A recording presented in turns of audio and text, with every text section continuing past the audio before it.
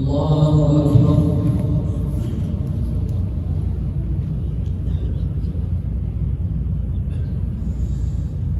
لله رب العالمين الرحمن الرحيم مالك يوم الدين إياك نعبد وإياك نستعين اهدنا الصراط المستقيم صراط الذين أنعمت عليهم غير المغضوب عليهم ولا الضالين آمين. سورة أنزلناها وفرضناها وأنزلنا فيها آيات بينات لعلكم تذكرون. الزانية والزاني فاجلدوا كل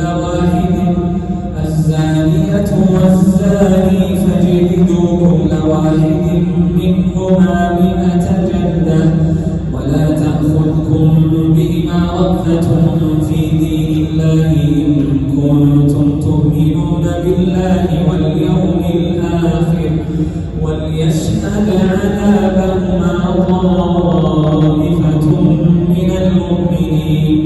الزاني لا ينكح إلا زانية أو مشركة والزانية لا ينكحها إلا زان أو مشرك وحرم ذلك على المؤمنين.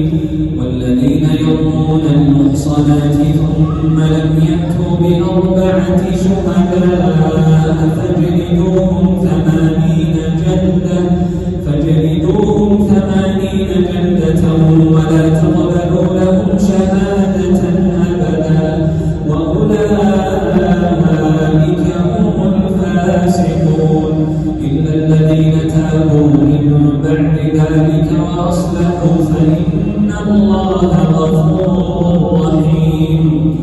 والذين يرمون أزواجهم ولم يكن لهم شهداء إلا أنفسهم فشهادة أحدهم 4 شهادات بالله إنه لمن الصادقين. والخامسة أن لعنة الله عليه إن كان من الكاذبين. ويدرأ عنها العذاب أن تشهد 4 شهادات بالله إنه لمن الكاذبين. والخامسة أن غضب الله عليها إن كان من الصادقين.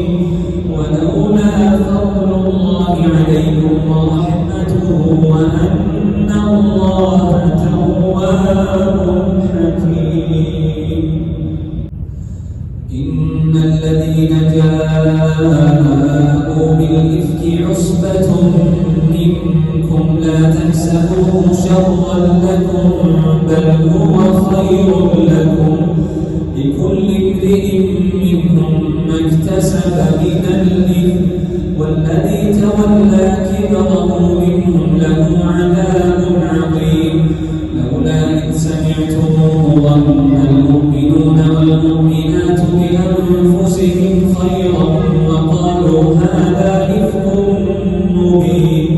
لولا جاءوا عليه ب4 شهداء فإذ لم يأتوا بالشهداء فأولئك عند الله هم الكاذبون.